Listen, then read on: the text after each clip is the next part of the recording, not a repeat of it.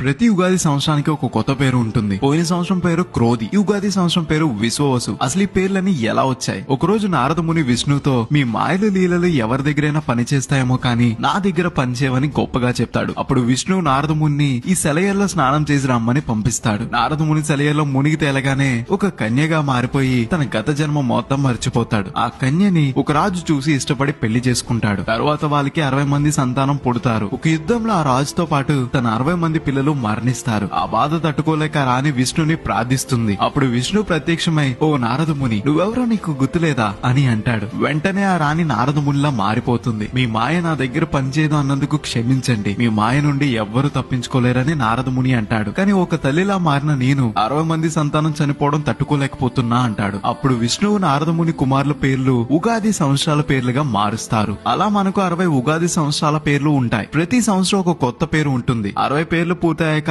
మళ్లీ మొదటి నుండి ప్రారంభమవుతుంది. 2025 ఉగాది సంవత్సరం పేరు విశ్వావసు. ఇది నారద మహర్షి కుమారుల్లో ఒకరి పేరు. ఇది ఉగాది పేర్లు వెనుకున్న కథల్లో ఒక కథ. ఇలాంటి మరిన్ని వీడియోస్ కోసం గోదా స్టేషన్ ని ఫాలో అవ్వాలి మరి.